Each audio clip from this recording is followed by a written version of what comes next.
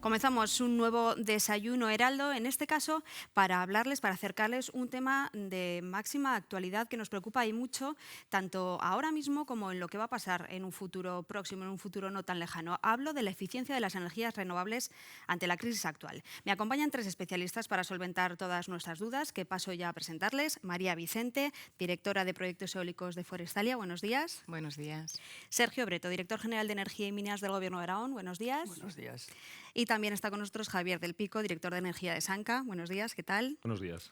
Bueno, antes de comenzar con las preguntas para ver qué nos pueden contar los expertos, me gustaría que nos hicieran una breve presentación de los proyectos en los que están trabajando actualmente. María. Bueno, pues Forestalia, a nivel de desarrollo eólico y fotovoltaico, fundamentalmente, tiene una cartera de proyectos de energías renovables muy importante, muy consolidada. Tenemos una trayectoria pues, relativamente corta, pero tenemos ya pues, 2.000 megavatios en operación en el ámbito de la comunidad autónoma.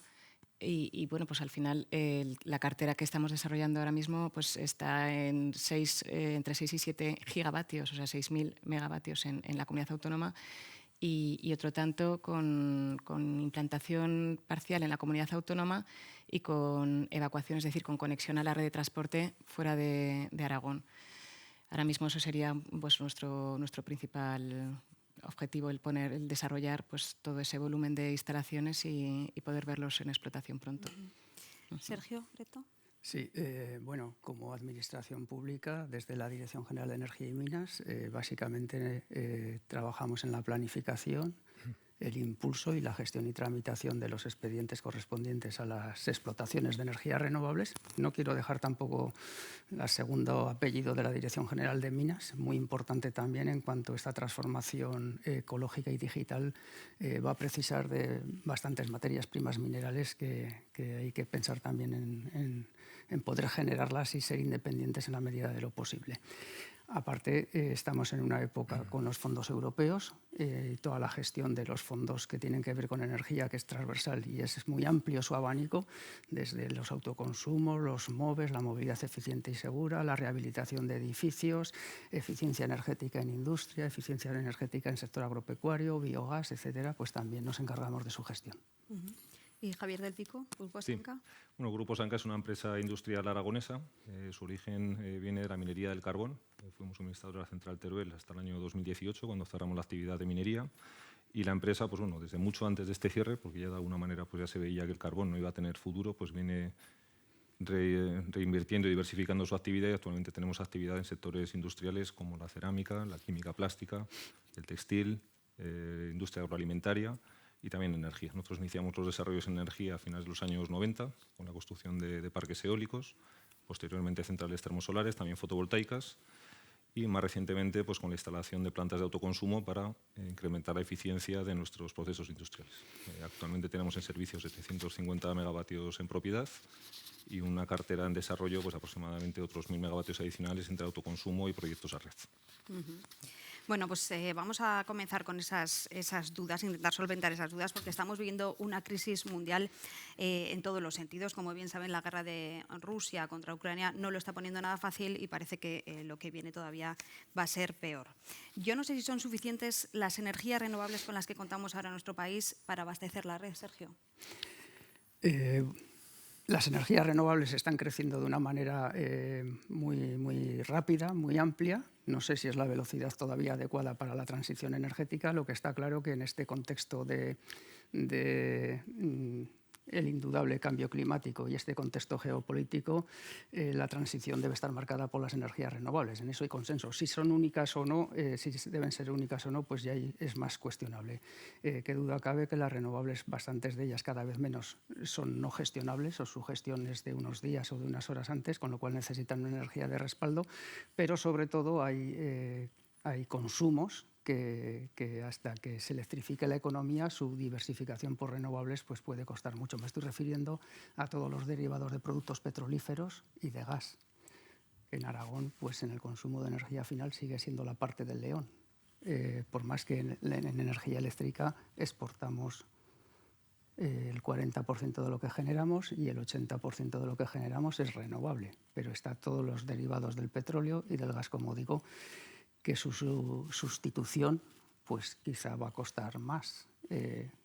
Los pasos que está dando la Unión Europea con la taxonomía del gas y la nuclear pues parece indicar que los cambios son muy radicales y muy imprevistos y casi cotidianos.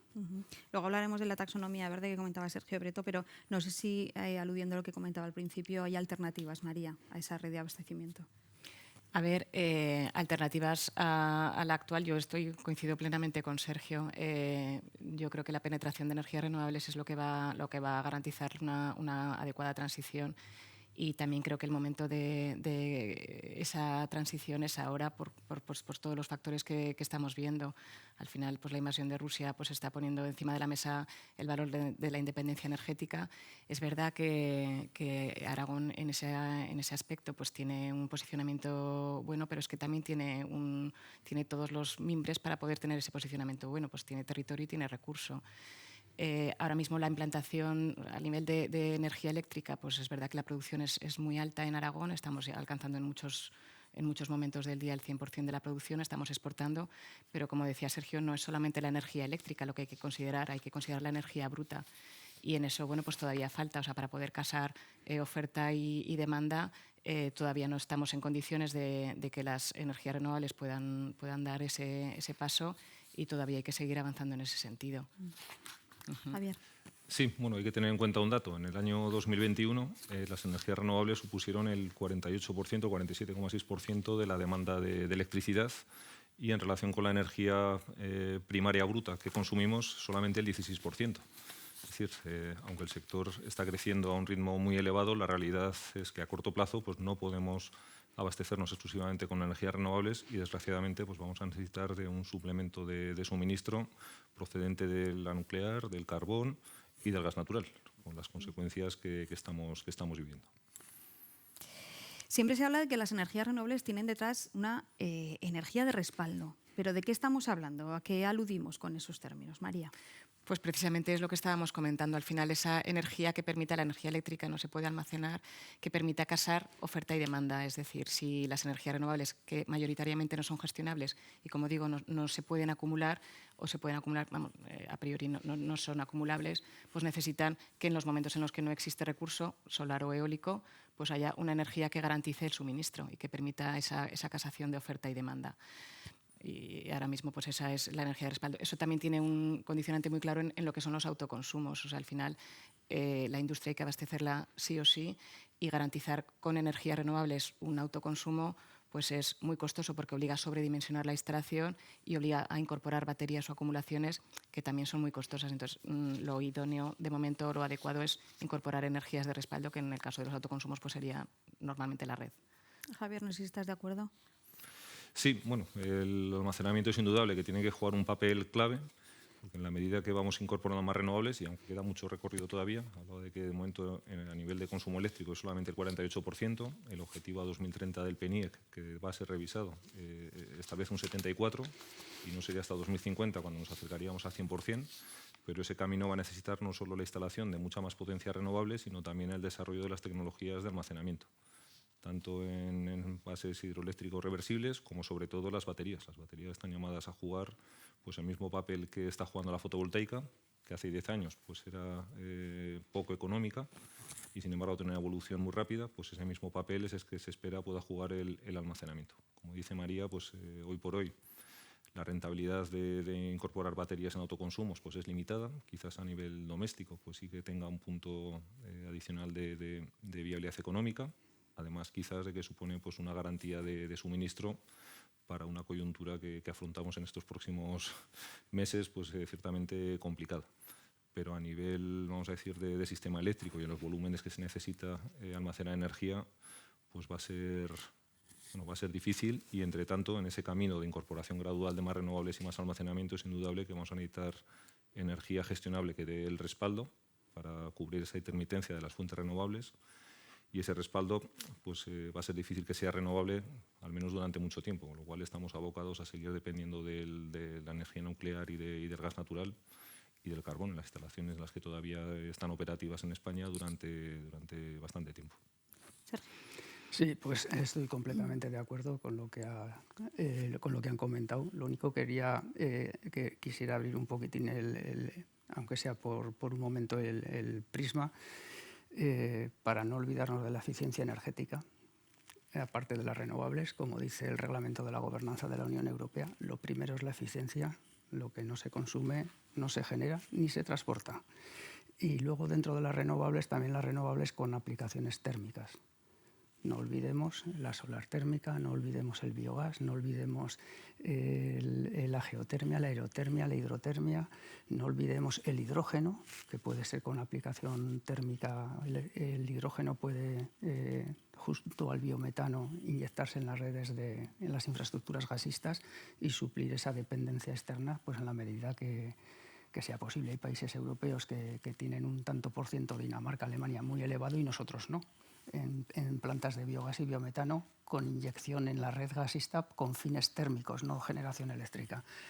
Y no debemos olvidarlo tampoco, que debe contribuir a esta sustitución del gas que todavía necesitamos. Y luego está el mundo eléctrico, que es la apuesta del PANIEC y es la generación eléctrica a través también de la electrificación de la economía, el transporte eléctrico y la aerotermia, bombas de calor, etcétera. No sé si tenéis algo que añadir a lo que comentaba Sergio. Incidir en lo que dice Sergio. La electrificación de la economía es fundamental para ganar eficiencia y reducir nuestra dependencia energética. Y el camino pues, va más en ese sentido por la electrificación que por la conversión al hidrógeno. En fin, no tendría sentido que cogiéramos energía renovable para producir hidrógeno con una necesidad de inversiones y una pérdida de rendimiento para acabar quemando ese hidrógeno en una caldera, cuando la energía renovable de manera directa en una bomba de calor puede multiplicar el efecto térmico por 3, por 4, incluso por 5 si es geotérmica, ¿no? Lo cual, pues bueno, no solo hay que mirar el lado de la producción, sino que tenemos que poner el acento en el lado de la demanda. María. Sí, un poco coincido plenamente. El tema de la eficiencia es claro. Evidentemente, lo que no se consume no hay que generarlo y no hay que, como decía Sergio, transportarlo. Por ahí hay que avanzar todo lo posible. Y luego, pues coincido también en que a veces cuando pues un poco puede, en algunos sectores está quizás calando la sensación de que la energía eléctrica lo que hay que hacer es parar de producirla, hay que dejar de consumir o hay que buscar otras alternativas, y realmente estamos yendo, o sea, el presente actualmente, ya no el futurible, el presente actual es una economía eléctrica marcada por las necesidades. O sea, los vehículos eléctricos son ya una realidad ahora. Bueno, pues los taxis son mayoritariamente eléctricos. Eso es porque económicamente ya son más adecuados o más sostenibles que un taxi de gasolina o diésel. Todo lo que el futurible, la parte económica, lo trae al presente ya es una realidad, y eso es lo que ha pasado ahora mismo con las renovables y con la implantación del sector eléctrico en climatización, como decía, con la geotermia, que realmente es muy, muy eficiente, con los vehículos eléctricos. Quizás en un futuro próximo pues pase también con el hidrógeno en el transporte marítimo y en otros, pero ahora mismo eso es más futurible que presente. O sea, ahora mismo es verdad que el presente es fotovoltaica y eólica mucho más que hidrógeno. No quita para que evidentemente haya que avanzar en todos los aspectos y en todas las opciones, que ya está así previsto por la Unión Europea y también por el PNIEC.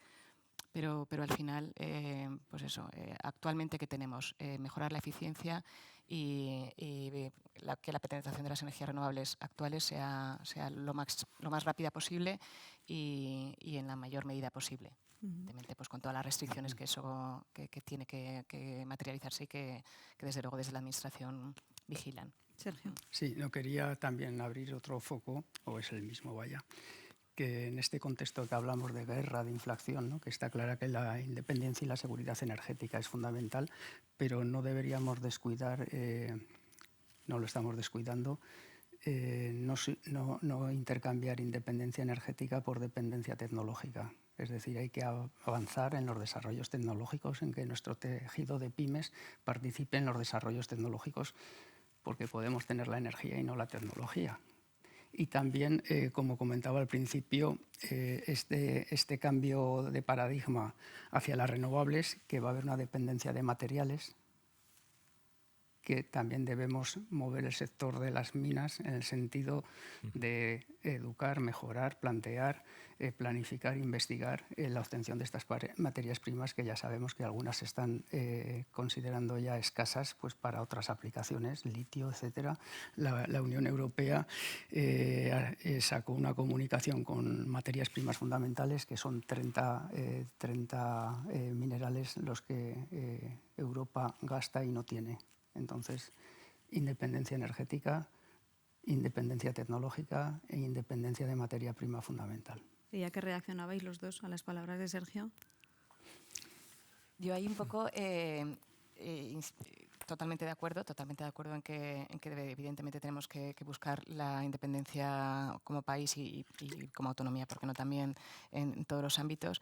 Y ahí lo único que es verdad que la energía es transversal, es decir, yo personalmente creo bueno, y creo que también hay estudios que lo avalan, el tener un coste energético inferior al que tienen nuestros vecinos europeos, y eso va a ser una realidad pronto, al margen de generar mayor competitividad en nuestro tejido industrial, va a generar una atracción de industrias multinacionales que vendrán a instalarse en España, porque será su coste energético menor que en otros países, y eso nos va a mejorar también pues toda esa innovación tecnológica, toda esa capacidad de tener en España y en Aragón un tejido industrial pues quizás más potente, porque al final la energía que nos ha lastrado pues en las últimas décadas, porque nuestro coste energético era mayor que el de nuestros vecinos, ahora mismo no lo es, ni lo va a ser. O sea, ahora mismo bueno, pues yo creo que la evolución y el sector plantea que realmente a nivel coste energético vamos a estar por debajo de Alemania, por debajo de Francia.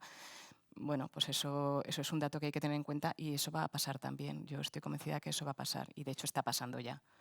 Indudablemente ha sucedido y sucede en Aragón, y en la década del siglo pasado, década de los 60, de los 70, las industrias químicas que vinieron por la zona del Pirineo, papeleras, etcétera, era por la disponibilidad de energía hidroeléctrica.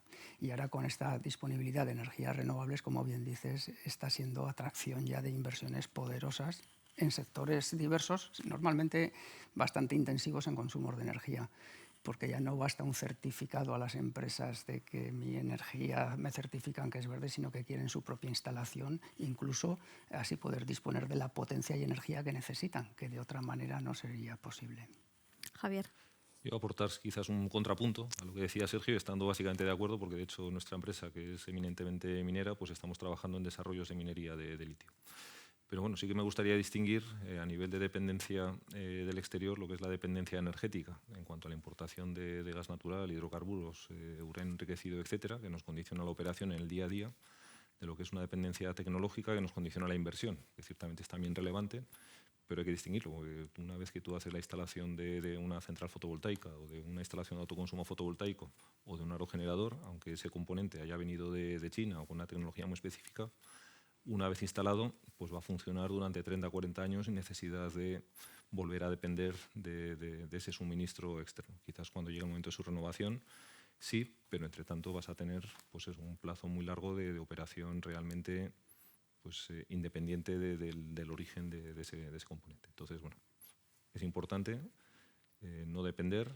Es también importante poder aprovechar pues, todo el volumen de inversión y de generación de empleo que va asociado a esta transición ecológica, pero claro, eso tampoco que no nos lleve a perder el foco en cuanto a que lo urgente es dejar de depender en el día a día pues, de los suministros energéticos que nos están yugulando como sociedad.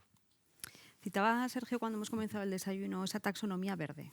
Ya sabéis que el Parlamento Europeo ha dado luz verde a la propuesta de la Comisión Europea de que el gas y las centrales nucleares estén incluidas dentro de esta taxonomía. No sé si estáis de acuerdo, no sé cómo valoráis esta situación. Javier. A ver, no podemos estar de acuerdo, aunque entendemos pues, que es un compromiso político.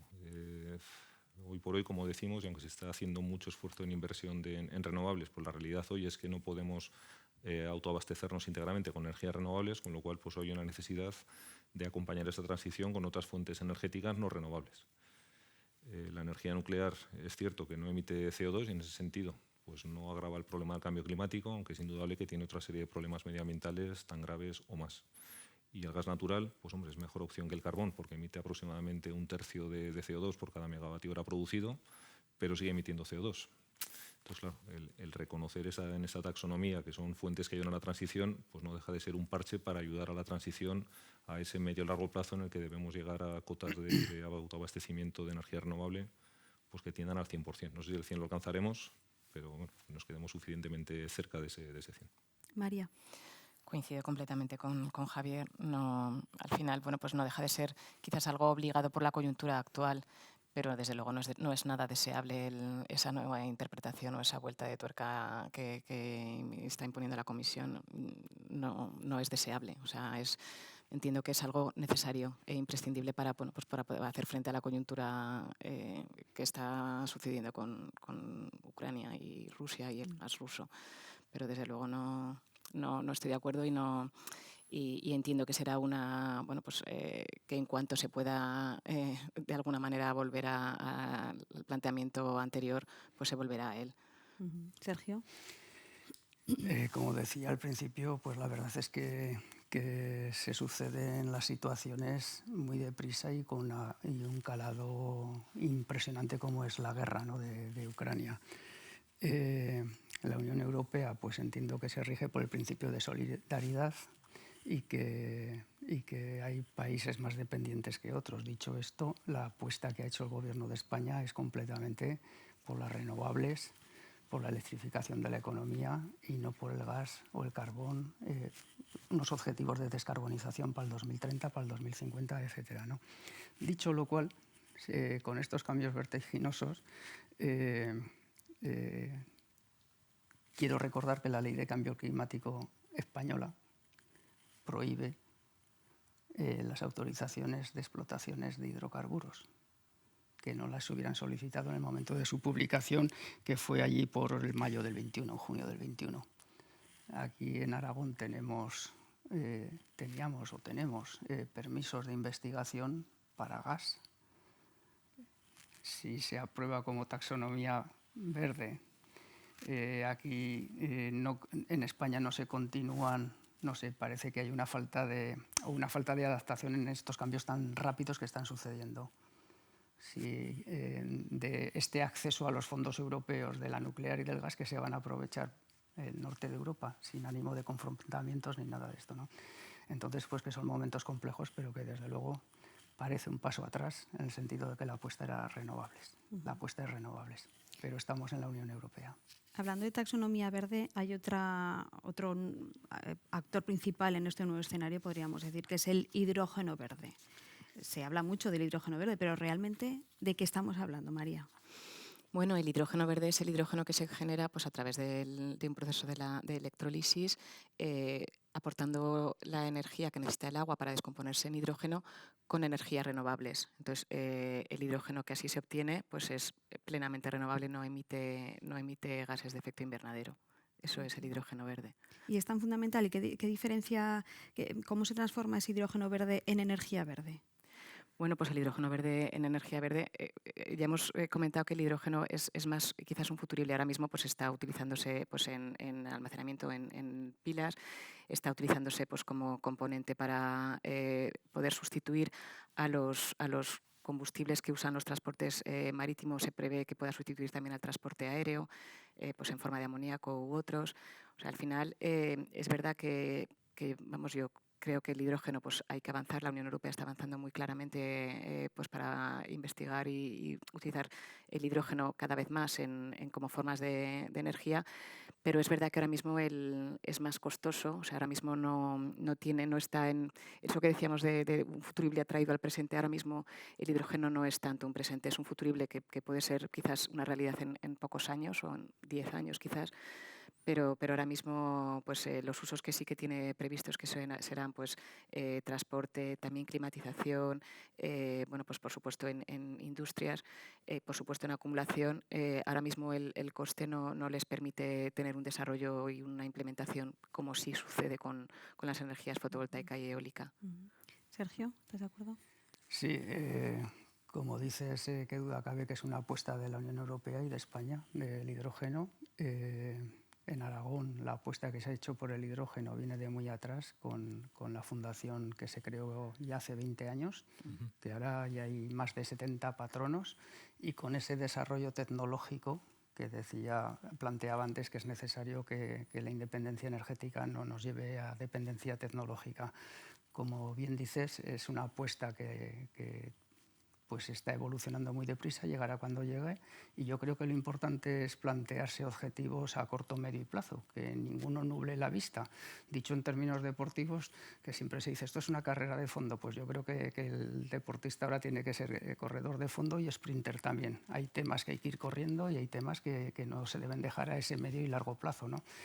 Y coger los valores y coger los beneficios de cada uno de estos objetivos. Si tenemos renovables y se están explotando, pues atraemos empresas, se crean ferias Expofimer de mantenimiento de renovables con vocación internacional, y no debemos olvidar estos objetivos a medio y largo plazo que también hay que trabajar en ellos, ¿no? Un desarrollo de renovables tiene que llevar, aparte en una región como la nuestra, que tiene un potencial muy alto de renovables, parte puesto en explotación, parte pendiente de ser explotado, que tenemos una ubicación geopolítica estratégica muy buena. Podemos decir Aragón, Francia, pero podemos decir España, Europa, y podemos decir continente africano con continente europeo, que hay que saber aprovechar también. Con estas dos cualidades hemos de ser capaces de también sacar ese valor añadido a esta potencialidad que tenemos. Lo hemos intentado, lo hemos ido haciendo a lo largo de la historia. En 2010, el decreto de eólica que sacamos, que publicamos, el 124/2010, hablábamos de compromisos voluntarios y adicionales. Es decir, si quieres montar proyectos renovables, ¿qué más nos montas sobre esos renovables? ¿Qué tecnología? Luego, cada comunidad quería uno, pues ampliamos, aunque sea de otro sector. Luego habrá que buscar luego a la vez el valor asociado a esa producción de energía eléctrica, que el presidente habla de modelos energéticos. ¿Por qué no? No sé si a medio o largo plazo, y en el corto plazo, pues esas industrias que ya están viniendo porque necesitan esta energía renovable, es decir, esa búsqueda del valor añadido para que compense al territorio o obtengamos una especialización de un valor diferencial que ya tenemos. Curiosamente, los compromisos voluntarios aquellos de hace 12 años, pues desde mi punto de vista, certeramente y mejorado, la Administración del Estado lo está haciendo con la inclusión de concursos para ganar esa capacidad de acceso a la red, de manera que, aparte de la propia instalación del proyecto, haya compromisos sociales, económicos y ambientales con el territorio donde se ubican. Javier. Bueno, yo creo que el hidrógeno renovable está llamado a jugar el papel de permitir completar la descarbonización de la economía. Es decir, en este momento esa descarbonización está liderada evidentemente por las energías renovables para uso eléctrico y todavía queda mucho recorrido por hacer. Esta integración de renovables eléctricas va asociada a una electrificación de la economía, pero llegará un momento en el que van a quedar una serie de usos, pues usos industriales donde se requiere una muy alta temperatura, o ciertos usos de transporte, bien por distancia, sea el transporte marítimo, sea el transporte por carretera a larga distancia, sea la aviación comercial, donde va a ser muy difícil el integrar los vehículos eléctricos o la electrificación de esos usos. Para ese tipo de usos, y también pues, en la fabricación de determinados productos donde se requiere hidrógeno como materia prima, hidrógeno que actualmente está produciendo a partir del reformado de gas natural, con emisión de CO2, en toda esa descarbonización el hidrógeno renovable va a tener un potencial indudable y difícilmente, como digo, sustituible por energía eléctrica. Ahora bien, en este momento en el que tenemos una necesidad acuciante de incrementar la penetración de la energía renovable en el sector eléctrico, no tendría mucho sentido destinar energía renovable que se necesita en el sector eléctrico para, perdiendo rendimiento, dedicarlo a unos usos pues, que no son tan acuciantes como descarbonizar el sector eléctrico en primer lugar. Dicho eso, tampoco hay que aplazar el desarrollo en hidrógeno. Como decía Sergio, pues, bueno, las inversiones en el sector energético tienen un plazo de maduración largo, requieren anticiparse al momento de necesidad y bueno, pues en hidrógeno hay que ir haciendo inversiones de la misma manera que en el sector eléctrico venimos haciendo inversiones en energía renovable. Y ojalá no hubiéramos tenido el parón que hubo en el sector entre los años 2012 y 2018, en los que en 7 años apenas instalaron 2.000 megavatios. Si en esos 7 años se hubiera instalado a ritmo de los 5.000, 6.000 que estamos instalando ahora, pues tendríamos 30.000 megavatios más de energía que nos estarían poniendo en una situación muy distinta en cuanto a precio de energía y en cuanto a dependencia del exterior. Entonces, bueno, en el hidrógeno quizás su momento pues era pues a 10 años vista, pero para llegar en ese momento hay que trabajar desde ahora. Bueno, habéis citado Aragón en varias ocasiones. Aragón es una comunidad muy importante en cuanto a energía renovable dentro del mapa nacional. Os voy a decir unos datos: el 77,4%, que seguro que sabéis, el 77,4% de la generación de energía durante 2021 provino de recursos renovables, lo que supuso un aumento de casi el 21% con respecto al año anterior. ¿Cómo se puede ordenar ese mapa en la comunidad? Yo no sé si tiene sentido o es viable seguir produciendo más en Aragón. Sergio. Sí que tiene sentido producir más porque tenemos el recurso. Lo que hay que intentar es, desde un punto de vista regional, sacar el máximo valor añadido para el territorio. Dicho esto, las energías renovables en este contexto hay que avanzar en la transición energética hacia estas renovables y hay que hacerlo bien. Hacerlo bien es muy complicado saber qué es hacerlo bien, ¿no? Pero lo que yo pienso es que ese desarrollo de las renovables tiene que ser, desde luego, con la participación, con la conciliación del territorio. No es un freno, sino que es una garantía de que salga bien. El vísteme despacio que llevo prisa, pero en el sentido de la conciliación con el territorio. ¿Cómo definir, cómo planificar? Pues la verdad es que estamos un poco, son proyectos complejos, intervienen las 3 administraciones, la General del Estado, la Comunidad Autónoma y las corporaciones locales. Hay legislación básica y hay competencias exclusivas y competencias compartidas, es complicado. La Administración General del Estado, con su PANIEC, pues ha establecido unos objetivos que es la expresión de unas intenciones que marcan la legislación y los medios económicos para lograrlo. Se apoya en todo el desarrollo sectorial del sector eléctrico, pero también en la Ley de Cambio Climático, que da unas pautas para poder ejercerlo.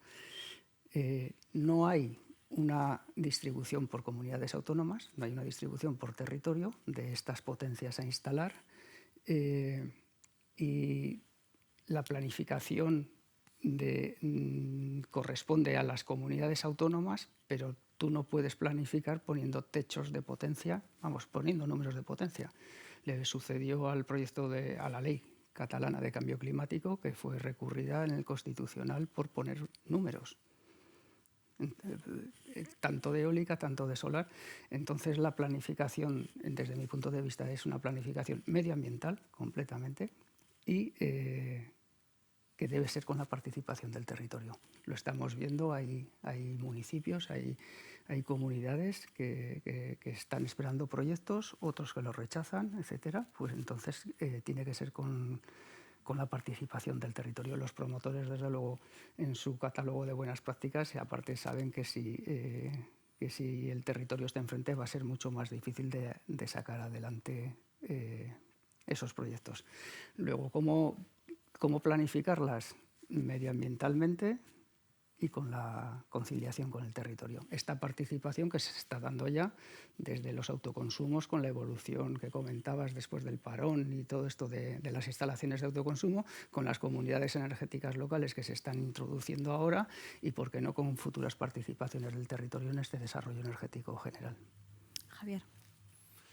Bueno, abundando en lo que dice Sergio, yo creo que para esa concienciación del territorio, porque sí es cierto que hay diferencias en función de la idiosincrasia de cada zona, quizás las circunstancias que estamos viviendo en cuanto a las dificultades del abastecimiento energético, su precio, y esperemos que esta situación no vaya a peor en este próximo invierno, pues yo creo que está sirviendo también para remover conciencias y para que la gente nos demos cuenta también de que si queremos disfrutar de una energía abundante y barata, pues también tenemos que aceptar el tener instalaciones que la produzcan. Mejor tenerlas aquí, producirlas de una manera sostenible, generando valor añadido local, que no importar energía de fuera dependiendo de la voluntad del sátrapa de turno que nos quiera cerrar el grifo, ¿no? Dicho eso, es evidente que hay una serie de valores ambientales y paisajísticos que también tenemos que preservar. Es decir, el desarrollo de renovables no puede ser a costa de esos valores del territorio. Y ahí entra la dificultad de establecer dónde está ese punto de equilibrio entre el respeto a los valores ambientales que merecen ser preservados, evidentemente, y el paisaje, con ese desarrollo que necesitamos de manera imperiosa, ¿no? María. Bueno, ahí un poco por parte de Forestalia lo que comentaba Sergio de los compromisos voluntarios que efectivamente provenían de los antiguos concursos de priorización eólica y que se han asumido por el Ministerio en el concurso de transición justa recientemente de Mudéjar como un objetivo bueno, pues que sí o sí los licitadores tenían que incorporar. En nuestro caso, el presidente Lambán también está de alguna manera defendiendo que efectivamente la producción, si es en Aragón, tiene que beneficiar mayoritariamente a las empresas aragonesas. Nosotros en el concurso de transición justa, en la oferta de Mudéjar, ya hemos planteado pues, un coste energético tasado al sector industrial de 35 euros para los 34 municipios del concurso y a un máximo de 40 euros megavatio para el resto de la provincia de Teruel. Hemos incorporado también, bueno, pues a través de una planta que cedemos, si las entidades locales quieren, el consumo residencial de todos los habitantes de los términos municipales que se integraban en el concurso a coste cero. Y al final estamos convencidos que el desarrollo va por ahí. Respecto a la capacidad de Aragón de acoger más instalaciones, evidentemente la tiene y eso lo demuestran pues, el número de desarrollos que hay actualmente en la comunidad. Pero también es verdad que el 40% de la superficie de la comunidad está protegida a nivel ambiental. Hay otra serie de restricciones como pueden ser patrimoniales. Ahora con la ley de la memoria histórica, pues una trinchera de la guerra civil pues es un objetivo a proteger. Hay restricciones hidrológicas, hay restricciones urbanísticas, hay restricciones de afecciones aeronáuticas. O sea, hay una serie de restricciones que condicionan el territorio que, por supuesto, hay que contemplar, hay que mantener, y para eso está la Administración, para velar porque todas esas, o sea, al final, tramitar y obtener una autorización para instalar una planta de generación renovable, pues obliga a que todas esas restricciones estén bien resueltas, estén bien integradas y estén bien evitadas en el proyecto. Entonces, capacidad de desarrollar más instalaciones la hay. De hecho, para mí, para muestra un botón, ahora mismo están en desarrollo muchas instalaciones, pero es verdad que por supuesto, velando desde la Administración y también por parte de los promotores para integrar, como decíamos, el aspecto local. Cada vez estamos haciendo más esfuerzos los promotores en aportar pues a la sociedad donde nos implantamos pues una serie de beneficios a nivel de formación, a nivel de, por supuesto, prioridad en la captación de empleo. Nosotros también decimos que al final la integración o la penetración de instalaciones renovables en Aragón lo que supone para muchos de los términos municipales donde se implanta es un retorno a nivel de impuestos y pues con la licencia de obras y de ICIO, pues que estamos hablando de en torno a 20.000 euros megavatio de implantación para licencia de obra, más o menos, y en torno a 2.700 euros por megavatio de implantación para lo que es el IBICE, o sea, el impuesto de bienes inmuebles de catastro. Entonces, al final, todo ese impacto económico cambia sustancialmente el presupuesto de una entidad local. Es verdad que hay, bueno, pues que hay que hacer hay que minimizar claramente los impactos y hay que pelear por ello y luchar por ello, pero realmente es una realidad que va a cambiar Aragón. O sea, el impacto económico que generan estas instalaciones lo estamos viendo en los ayuntamientos donde ya sucedió en el pasado, y aquellos que han gestionado de una manera más o menos ordenada esos ingresos pues han posibilitado un desarrollo de sus municipios muy, muy importante. Y realmente la transformación que estamos viviendo ahora y que vamos a vivir a corto plazo pues va a ser tremenda. O sea, ese impacto de ingresos en los ayuntamientos pues va a retornar en muchas mejoras en infraestructuras, en inversiones, en favorecer los emprendimientos, en favorecer actividad empresarial, y eso en el fondo pues es sostenibilidad local. Esa transformación de la que estás hablando tan importante, ¿cómo coloca Aragón dentro del mapa nacional? si lo comparamos con otras comunidades que quizás sean similares a la nuestra, por decirlo de alguna manera. En mi opinión, en una situación absolutamente privilegiada, y lo estamos viendo. O sea, al final es verdad que a nivel nacional, ahora mismo Aragón está por encima de los ratios de España en cuanto a crecimiento económico, en cuanto a descenso de empleo, o sea, en cuanto a empleo, etcétera. O sea, ahora mismo Aragón está trayendo inversión, está generando empleo y está en una posición más ventajosa que el resto de España. Y como insisto en el vector estratégico de la energía, o sea, ahora mismo el que nuestras electrointensivas, incluso el resto de las industrias, tengan un coste energético inferior a sus competidores, pues es que las hace ser más competitivas. Y al final eso, pues un empresario lo ve y viene, o sea, está habiendo mucho interés en implantarse en Aragón. Eso yo creo que bueno, vosotros lo estaréis viendo más que nosotros. Lo decíamos antes, María Vicente, de que Sí. hay grandes empresas consumidoras de proceso de datos, de tratamiento de información, que se están ubicando aquí en Aragón por la disponibilidad de energía renovable. E incluso, pues lo que decía, no la quieren comprar ni la quieren certificar, sino que quieren tener sus propias instalaciones, lo cual permite también disponer de potencia para determinados proyectos que, si hay que esperar a la planificación de las redes de transporte, se retrasarían seguramente en el tiempo. Luego es un factor de atracción increíble. Volviendo un poquitín con lo de antes que decía de la planificación medioambiental, evidentemente los procedimientos que se siguen para la autorización de instalaciones son absolutamente garantistas en Aragón y en toda España. Llevan procedimientos complejos y arduos, como decía María Vicente, para obtener esa autorización. ¿Qué pasa en Aragón? Pues en Aragón el año pasado ha sido la comunidad autónoma donde más eólicas se ha instalado de España, de las comunidades. Y España, que no es cualquiera, que es el segundo país detrás de Alemania en instalación de energía eólica en 2021. Es decir, la evolución, las gráficas que tenemos de la evolución, pues es completamente exponencial en el desarrollo de estas energías renovables en Aragón. Somos un referente, ¿no? Entonces, Javier. Indudablemente, indudablemente. Y abundando en lo que decías, es una pena, pero bueno, ha terminado la época en la que la energía era abundante y barata y dábamos por hecho la garantía de suministro y, en fin, era algo que no nos cuestionábamos cuando íbamos a darle al interruptor si la luz iba a encender o no. Pues esa situación, desgraciadamente, pues ha cambiado. Estamos ahora entrando en un nuevo escenario en el que la energía pues, va a ser escasa, va a ser cara, si no es renovable, y no nos podemos permitir seguir teniendo el impacto ambiental que hasta ahora ha tenido el sector energético, bueno, en general nuestra actividad económica. En ese sentido, pues Aragón, como se viene diciendo, pues tenemos territorio, tenemos desarrolladores preparados para hacer el aprovechamiento de ese desarrollo, de esa energía, o sea, de ese territorio, de esa energía primaria renovable disponible, y por tanto, pues, bueno, pues eso explica el que se estén produciendo pues esas inversiones no solo en el sector de los centros de datos, que es muy intensivo en energía, sino también en nuestros sectores industriales, como el sector agropecuario, etcétera. Precisamente por todo lo que estás comentando, yo creo que es el momento, ¿no?, ahora de apostar, lo que comentábamos, por esa energía renovable, ¿no? Realmente el momento fue ayer. Creo que llegamos tarde, pero bueno, estamos donde estamos, entonces deberíamos tener más hecho, y eso que estamos en una situación de privilegio en relación con España, en relación con Europa, pero aún así, pues bueno, yo no dejo de preguntarme por qué tuvimos un parón en el pasado que nos ha llevado pues, a no estar tan preparados ahora como podíamos haberlo estado. En cualquier caso hay que ser positivos y mirar adelante. Tenemos pues, muchos desarrollos por hacer, mucha capacidad de generación de energía renovable y bueno, pues hay que ponerse a ello. Hay que seguir en ello, mejor dicho.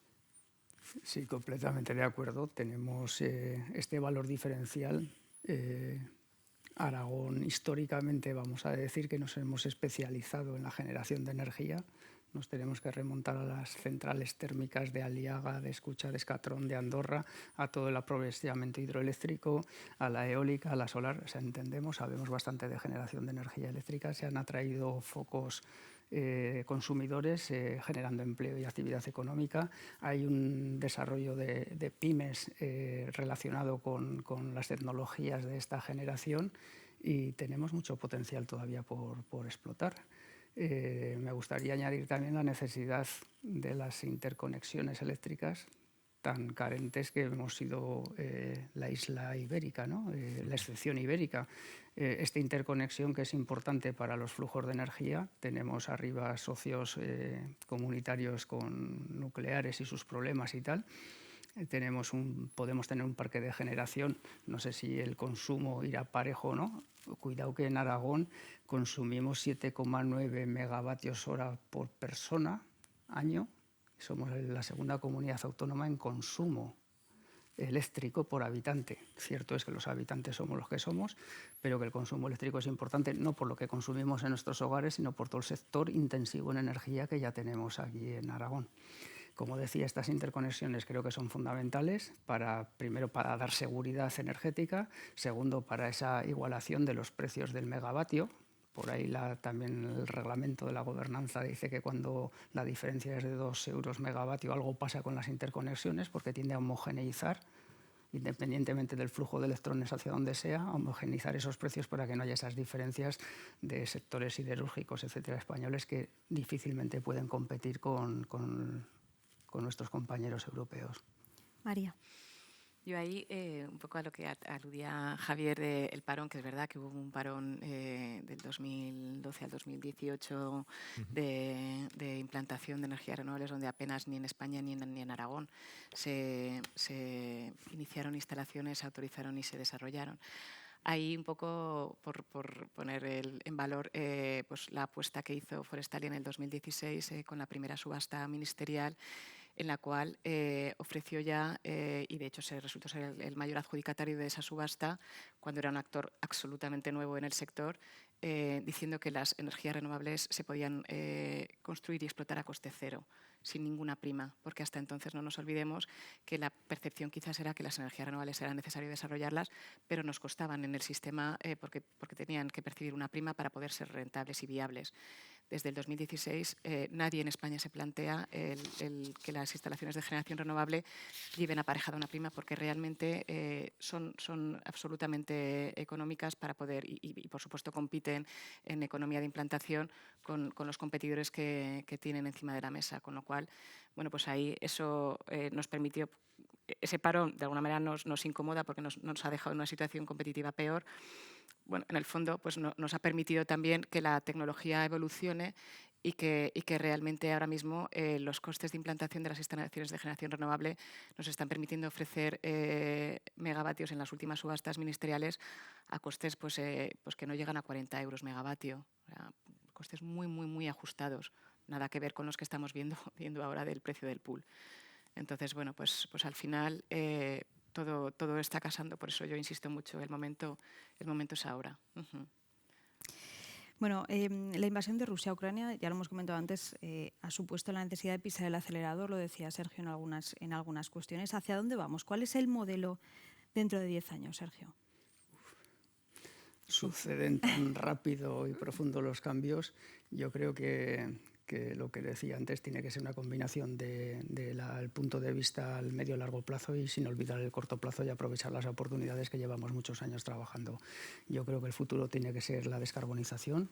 El objetivo del cambio climático, como decía al principio, pues está dejando unas evidencias por si alguien dudaba, y hay que contribuir a la mitigación y a la cero emisiones en 2050 y si es posible como el FIT 55 adelantando los plazos para el 2030 sea el 55% de dejar de emitir y solo fundamentalmente eficiencia y renovables. Guerras, ¿quién se la esperaba? Claro, son cosas que por eso también lo que decía de cuidar mínimamente las materias primas que necesitamos, la tecnología que necesitamos, no vamos a volver a un siglo atrás a la autarquía de que nosotros no lo comemos y lo guisamos todo, pero intentar mantener cierta independencia energética, tecnológica y de materias primas, renovables y eficiencia. Javier. Sí, vamos. Totalmente de acuerdo con lo que dice Sergio. La verdad es que la crisis del coronavirus, su posterior recuperación y ya, pues bueno, tanto la guerra de Ucrania como la preparación de la guerra, porque realmente el señor Putin, pues desde el verano del año pasado ya empezó a jugar con las disponibilidades de gas y a alterar los precios del gas y de la energía en Europa. Eso no empezó en febrero, viene desde la primavera, verano del año pasado. Bueno, esa realidad, pues o esa evidencia, pues nos ha confrontado a un nuevo escenario en el que, pues bueno, por la deslocalización de las cadenas de suministro, de las fuentes de energía en general, pues de todos los aspectos críticos para el funcionamiento de esta sociedad, pues se ha evidenciado que no podemos seguir manteniéndolo, porque al final es que nos ponen de rodillas en cuanto hay un conflicto o una divergencia de intereses. ¿Cómo lo vemos? Pues como está definido y ya se ha dicho en esta mesa reiteradamente, ¿no? Pues más inversión en renovables, más inversión en eficiencia, electrificación de economía.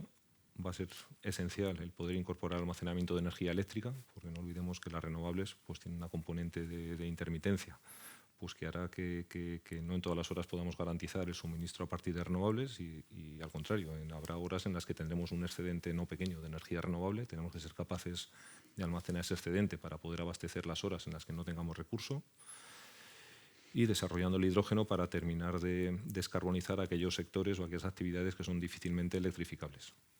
Esto pues está planteado un objetivo a 2050, que parece lejano en el tiempo, pero bueno, para llegar con los deberes hechos a esa fecha y a las metas volantes que se han establecido en 2030-2040, pues la verdad es que hay mucho trabajo por delante, así que no tenemos un minuto que perder. María. Bueno, pues poco lo mismo que han dicho mis compañeros de tertulia. Al final, es verdad que la invasión rusa ha puesto el foco en la importancia estratégica de la energía bruta, la energía eléctrica. Eso ha permitido revisar a la Unión Europea sus objetivos, ha permitido revisar también a través del PNIEC a España sus objetivos. O sea, un objetivo de alcanzar en el 2030 un 74% de energía eléctrica producida por fuentes renovables y hasta un 42% de la energía bruta producida por fuentes renovables es un objetivo muy, muy ambicioso. Y desde luego, si queremos alcanzarlo, pues reitero que lo que están diciendo, eficiencia y producción en renovables y, por supuesto, seguir investigando y seguir avanzando con las fuentes que van a desarrollarse y que van a ser también muy, muy útiles en el futuro, como pueda ser el hidrógeno. El futuro, hablamos de 2050, es una fecha que ya habéis citado varias veces. Descarbonización, habláis de distintas cosas, pero ¿es realista pensar, ya sé que es complicado, pero es realista pensar un futuro 100% renovable, Javier? El 100.0 es una cifra realmente muy ambiciosa. No sé si será posible el 100.0 de renovables, más de un 90%, quiero pensar que sí. Y en la medida que la evolución tecnológica pues permita no solo mayores eficiencias, sino también menores costes y por tanto un despliegue más amplio de las tecnologías de almacenamiento, deberíamos tender como decimos los ingenieros, esto tiende al 100%, quizás sin alcanzarlo, pero deberíamos tender al 100%. Yo creo que sí que es posible, De la misma manera que la generación, ya se ha comentado, la generación con renovables, pues hace apenas 10 años tenía un coste, pues que en el caso de la fotovoltaica era 10 veces el actual por energía por megavatio hora generado, y en el caso de la eólica entre el doble y el triple, dependiendo del emplazamiento. Ese mismo margen de mejora pues lo tienen tecnologías como son el hidrógeno, el almacenamiento, la eficiencia energética en términos de vehículo eléctrico, mejora la edificación, en fin, son muchos aspectos los que hay que combinar para realmente tender a ese 100%, que sin duda es el objetivo, que no sé si alcanzaremos, pero no me cabe duda que si no es el caso nos quedaremos cerca. María, ¿tan optimista? Sí, la verdad es que soy optimista porque creo que realmente, bueno, pues ahora mismo lo hemos visto, o sea, el cambio climático pues también parece que es cada vez más evidente que hay que pelear porque la disminución de emisiones sea brutal. Bueno, pues, estamos viviendo a nivel térmico, pues es cierto que no sabes hasta qué punto tiene impacto el hombre, pero ciertamente bueno, pues hay una serie de fluctuaciones y una serie de hechos que quizás a los que tenían más dudas pues parece que ya hay cada vez más el consenso, por supuesto el científico estaba ya consolidado.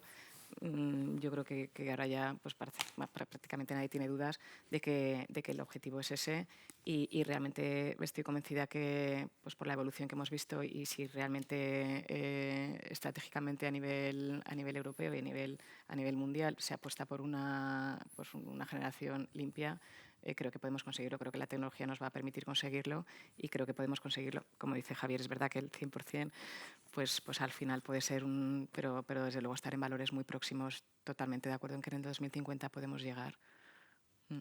Sergio. La verdad es que planificar, en este caso a 30 años vista, es complicado, ¿no? Recordemos que el PNIEC se publicó el 31 de marzo de 2021 y ya estaba sobrepasado. El día que se publicó en el BOE quiero decir, los acontecimientos van tan rápidos que es difícil, pero la tendencia tiene que ser esa. Entonces, ¿por qué no? Otra cosa es que ese objetivo de 2050 sea a nivel país. Hay países de la Unión Europea que están alargando la vida de sus centrales, o China, o en fin, pero a nivel de país, ¿por qué no? Claro que sí, el desarrollo tecnológico es impresionante. Lo que hará replantearse el PANIEC, que en realidad habría que replanteárselo cada mes. Tampoco es el sentido, ¿no? Pero las incorporaciones tecnológicas son muy importantes como para que se pueda alcanzar. Y una última pregunta también un poco relacionada con esto, hacia 2050 vamos, pero ¿cómo se produce ese proceso del cambio del autoconsumo frente a que conocemos como el consumo tradicional de energía? María. Bueno, a ver, esa evolución al 2050 con consumo cero no habla solamente del autoconsumo, que sería más vinculado al uso industrial o en edificación, que es al final el que se conecta. O sea, al final el autoconsumo lo que te permite es conectar una instalación de generación renovable, normalmente fotovoltaica, o sea, la tradicional, vamos, a día de hoy mayoritariamente es fotovoltaica, a la alimentación, a los usos propios de una vivienda, de una industria, de un polígono industrial, etcétera.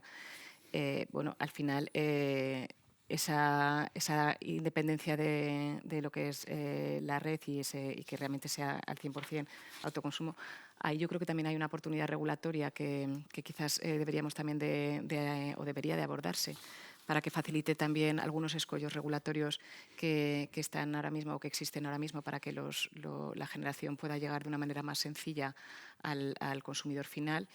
Y al final, bueno, pues realmente ahora mismo el autoconsumo ya está resuelto a nivel técnico. O sea, simplemente es pues implantarlo mayoritariamente. No es que tenga ninguna complejidad técnica, no la tiene. Regulatoria sí que tiene algunos escollos que yo creo que sería conveniente que se pudiera avanzar por ahí en esa resolución, pero por lo demás a nivel técnico está totalmente resuelto. Sergio.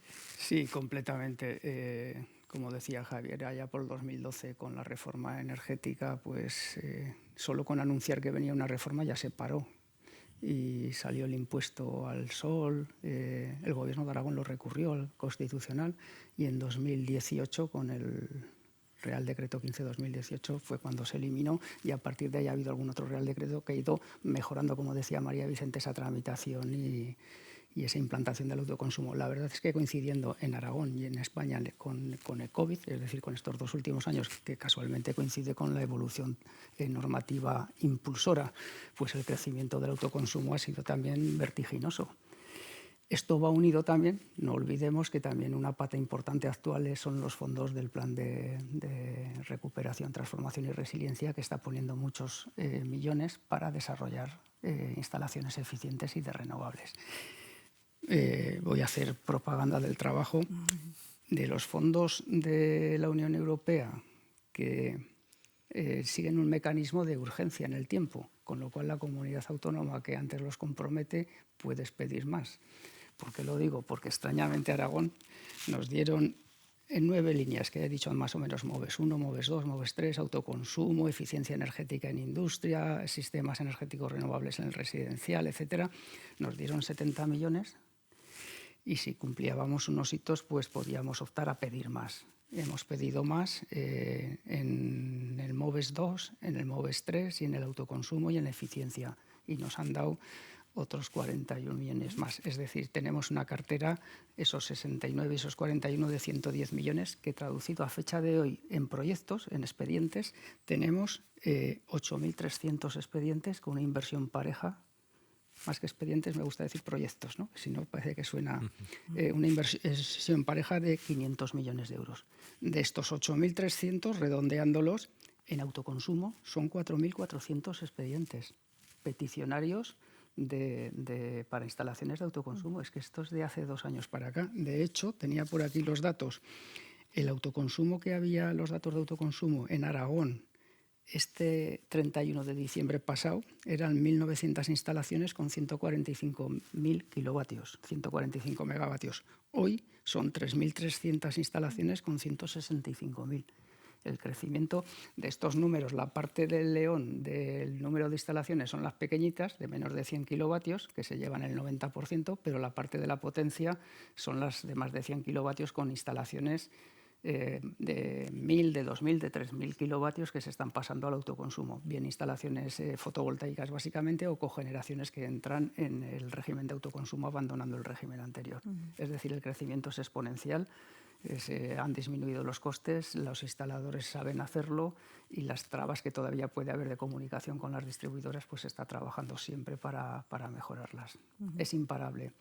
Y del autoconsumo incluimos el autoconsumo compartido, que sería el siguiente paso, no el individual compartido, y si queremos afrontar otra vía serían las comunidades energéticas locales, que es ya lo decían las directivas hace algún año, pero aquí se traspuso hace un año o dos el concepto de comunidad energética local, en la cual puede participar sectores industriales, sectores aquí con tantos municipios, ayuntamientos, servicios, etcétera, y gestionarse completamente con la participación abierta y directa de los ciudadanos.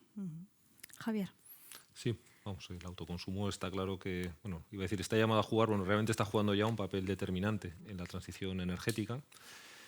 A nivel normativo, como se ha comentado, pues sí que hace unos años estaba bastante penalizado. A partir del año 2018-19 pues se producen los cambios normativos que permiten su despliegue, coincide con la bajada de costes de instalación y a partir de ahí pues empieza a dar pues, bueno, el boom que estamos viviendo, que en la medida que la energía pues, ha multiplicado su precio, pues eso indudablemente ayuda a que el desarrollo se acelere. También muy especialmente pues, los fondos de Next Generation gestionados por el Gobierno de Aragón para lo que son desarrollos aquí en esta comunidad. En cualquier caso, se puede seguir haciendo más, porque quizás ahora los desarrollos están dando básicamente o bien en instalaciones industriales, que tienen o bien espacio en cubierta o espacio en suelo que permite la instalación de las renovables, o bien en vivienda unifamiliar. En lo que es edificación vertical convencional, en ciudad compacta, pues ahí hay menos espacio. Las cubiertas, pues claro, la proporción que le corresponde a cada vecino de metros cuadrados de cubierta pues es mucho más limitada. Y quizás para que en esos entornos el autoconsumo pueda prosperar deberían hacerse desarrollos normativos adicionales en el sentido de flexibilizar los límites actuales de distancia entre las instalaciones de autoconsumo y el consumidor. Actualmente están limitados a 500 metros, cuando en otros países de nuestro entorno, como en Portugal, pues en consumos de media tensión está limitado a 20 kilómetros. Es decir, permite que esas instalaciones de autoconsumo compartido pues no tengan que estar estrictamente en tu tejado o en el tejado de al lado, ¿no? Vamos, desde nuestra experiencia, tanto profesional como particular, vemos el autoconsumo pues, como un elemento pues, de competitividad y que además en el ámbito doméstico pues, tiene un efecto adicional, que es que permite mentalizar a las personas de cuál es el coste de la energía, qué efecto tiene el consumir en unas horas o en otras, qué efecto tiene el ahorrar. En fin, de alguna manera permite que el consumidor, que hasta ahora era meramente pasivo, se limitaba pues, a encender sus aparatos, a encender la luz y apagarla, pues ahora tiene un punto adicional de interés y seguramente pues, quien ha empezado poniéndose un autoconsumo, pues a raíz de las ayudas o en la medida que la tecnología vaya evolucionando, pues ya está planteando poner una batería, de manera que a nivel particular o a nivel de pequeñas y medianas empresas, bueno, también gran empresas, como no, pues se está tomando un papel más activo en esa transición energética. Que también quien tiene un autoconsumo, pues el paso siguiente dice, bueno, pues ahora, ¿por qué tengo que pagar el gasoil a 2 euros el litro? Cuando si me pongo un cargador, pues aprovecho mi excedente de producción para funcionar con el coche a coste prácticamente cero, ¿no? Tiene una inversión inicial que no es pequeña, las ayudas pues obviamente la reducen, pero bueno, todo esto ayuda a que el proceso de transición pues no solo esté liderado por las administraciones y las empresas con especialidad en la actividad energética, sino que el conjunto de la ciudadanía pues, se implique realmente y tome un papel más activo en esa transición. Bueno, pues eficiencia, energías renovables, autoconsumo, descarbonización, es un tema muy amplio, pero nos hemos quedado sin tiempo para continuar hablando de esto. Yo me voy a quedar con un mensaje que habéis dado los tres, que habéis coincidido. Hay que ser positivos y mirar hacia adelante y hay que apostar por las energías renovables. Javier del Pico, muchas gracias. María Vicente y Sergio Bretó, muchas gracias a los tres. Lo dejamos aquí. Gracias.